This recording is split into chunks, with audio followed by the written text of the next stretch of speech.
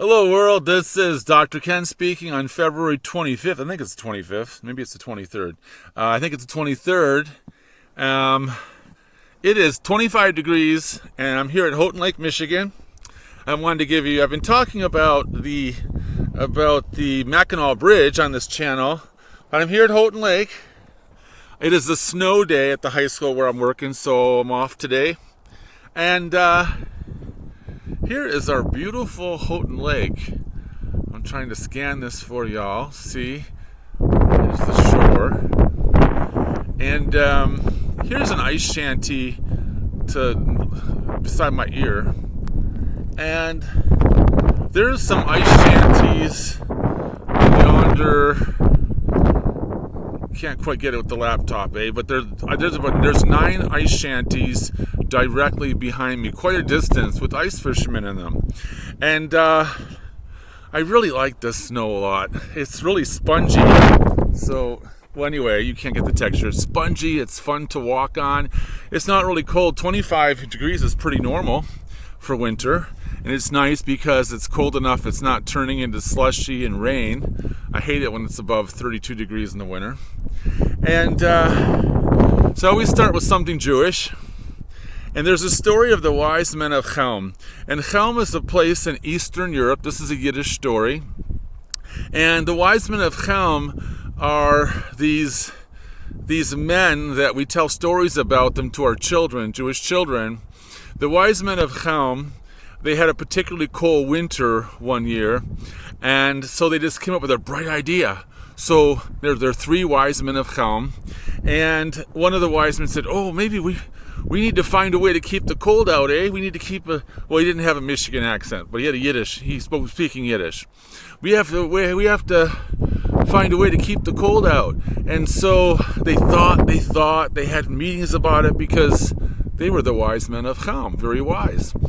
And they came up with a plan, they perfected the plan, and they started to build a wall. And people asked the wise men of Houghton, "Pray tell, what are you doing?" They said, "Well, can't you see? It's obvious. We're building a wall to keep the cold out." So these are silly stories we tell children, the wise men of Houghton. They're in Yiddish. We don't have any Yiddish speakers here at Houghton Lake. But anyway, what can I tell you about this beautiful lake? It just looks like snowdrifts right now. It's totally safe to walk on. It's still early in the morning. It's about 9:30 a.m. and it's a weekday. It's Thursday. In a little while, by afternoon, you're going to see this place full of snowmobiles, just that many people are at work. But the high school kids that are out of school, they're not going to be up at 9:30. They're going to get their snowmobiles out, their side-by-sides, and that lake's going to be full of vehicles. What is that? Well, maybe you can see some of the shanties. Okay, so anyway, a strange thing I wanted to say is that people say things like, "Oh, you're in rural America, you're in a small town, aren't you bored?" I'd be bored if I lived there.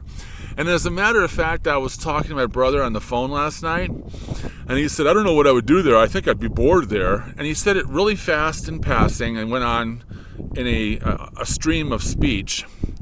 I didn't halt him. "Halt! Stop right there!" I've done it before. Every time he says, I would be bored if I lived there, I just want to bring everything to a screeching halt. When other people, like my California friends, "Aren't you bored in rural America?" Okay, let's stop right there and talk about that. Because people, this comment about being bored just breaks my head. It gives me a headache. How can you be... It is the most ridiculous statement in the world, and I never want to let this statement go. Now, when I was living in California for 37 years, I would get home from teaching high school from work, and I would putz around the house because I had goats, and there's farm stuff to do. And then I'd go in the house, fix something to eat, and go on the internet and listen to YouTube lectures and debates and whatnot. I love that sort of thing. What do I do here in northern Michigan after work? I come home, putz around the yard, no farm animals yet.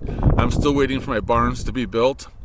I think my barn will be ready in about 3 months, and then I'll have farm animals here as well.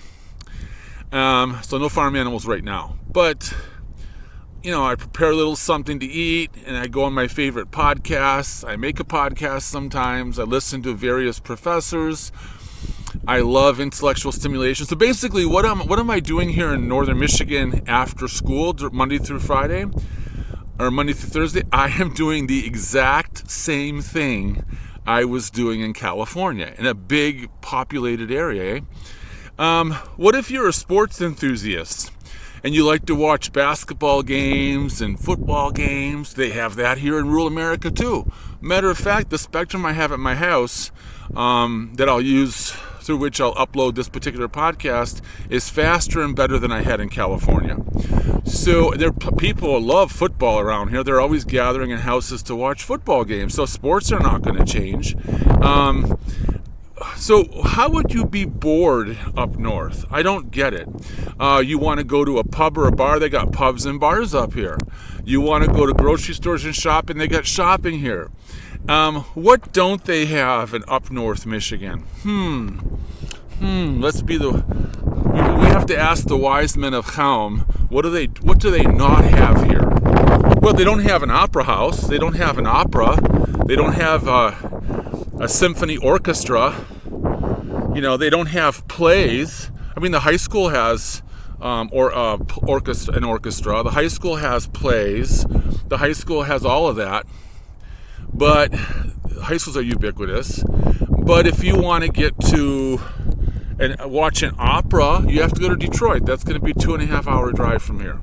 If you want to a symphony orchestra, I don't go to symphony orchestras. I wouldn't even know where to look. I'm guessing 2.5 hours, probably.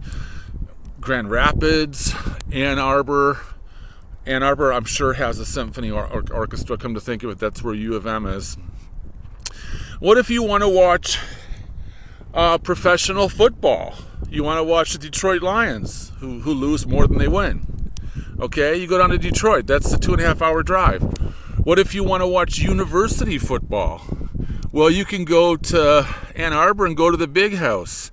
The Big House is the name they call their stadium there. It's blue and yellow. It's a huge arena. It's a huge stadium. It's called the Big House. And that's going to be a 2-hour drive. But when I was living in California and you wanted to go see the 49ers, it would be 3 hours in traffic, maybe 3.5 hours, eh? So even in a populated place like California, where they have, quote unquote, everything to do, you have more commute time. You're going to have to commute. How often do you go to an opera or a symphony? How often do you go to a play? How often do you go to a university football game? You can drive there from where I'm living. Every time I go to London, I always go to a play. Not all. One year I missed it, but I usually try to go to a play.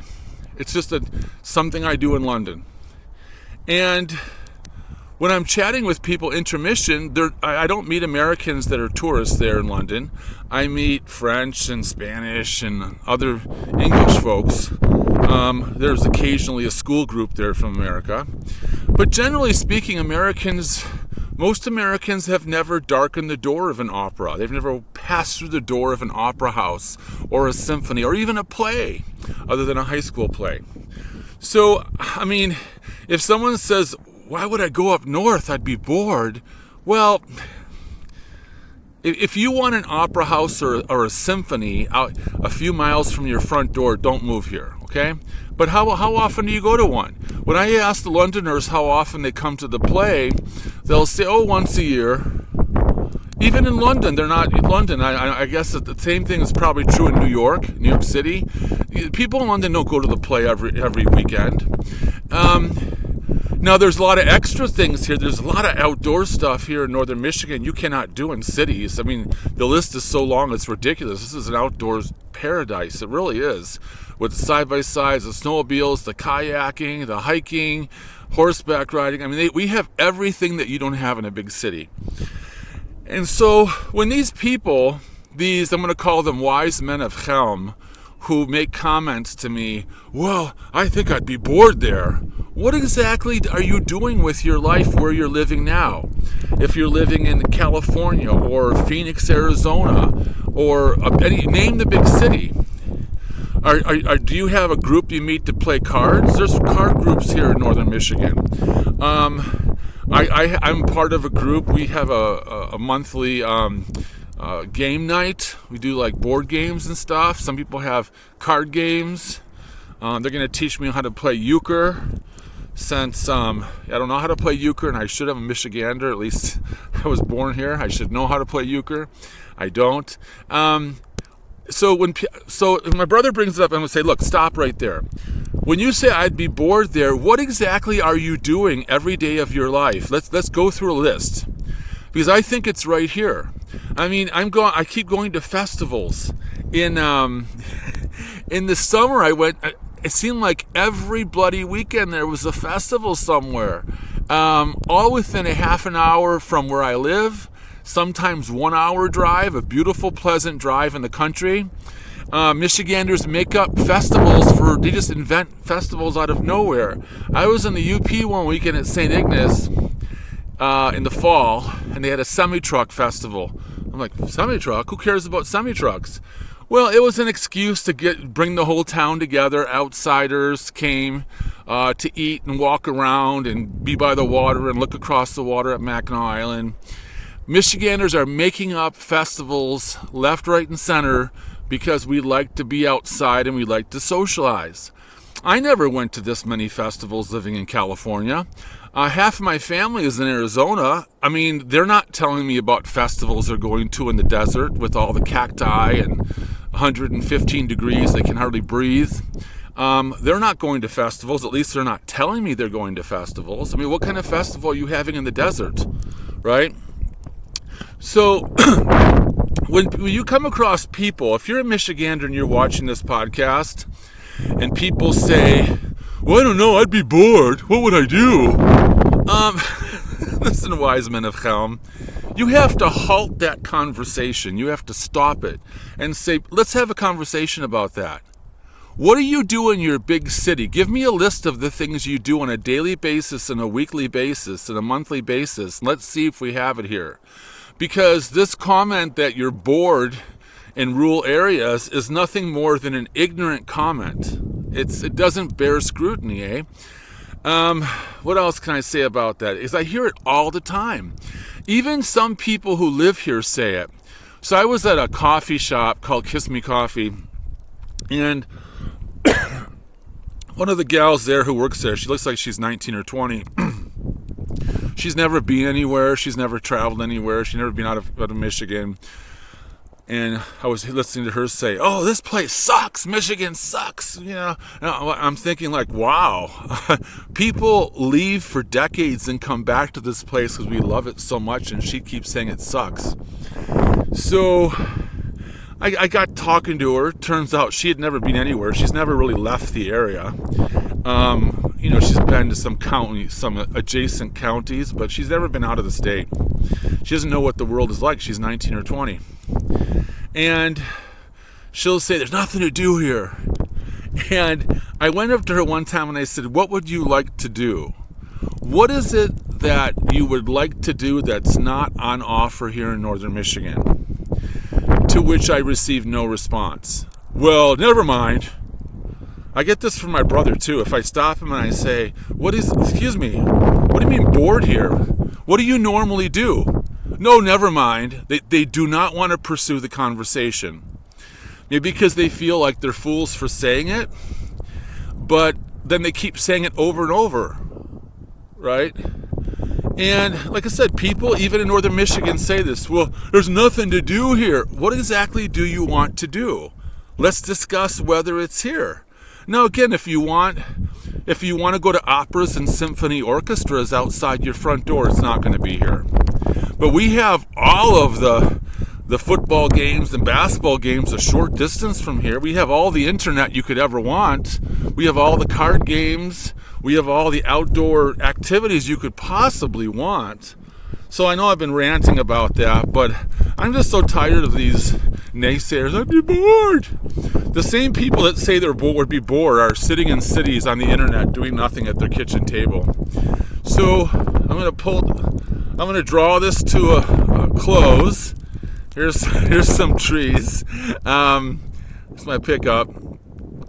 My next pickup will be blue. This white pickup blends too much in with the snow. It's hard to see it in a snowstorm. And these are these lovely houses. These are weekend houses. No one's living here full time, you can tell. This is behind me here is the DNR launch.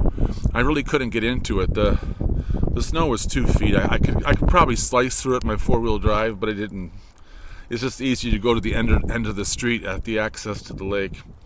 And directly behind me, this is Town Line Road. The Pines Theater, we have movie theater. The Pines Theater is right up there at the corner. And this is exactly where we had the high school homecoming parade back in October. So this particular row was full of floats and whatnot. It was a happening place, okay? So appreciate where you're at. Get the heck out of these big cities in America. Get the heck out of California that has 40 million people in it, where everyone's after each other like overcrowded rats in an aquarium. Get out to these small towns. Live a wholesome life. Try to be active. Get outside. Talk to people. Make friends and be happy. Those of us who've moved to small town rural America have discovered this is exactly where it's happening. This is exactly where I want to be. And this is probably where you want to be if you really think it out. So I'll talk to you later. Ciao, and everyone have a great day.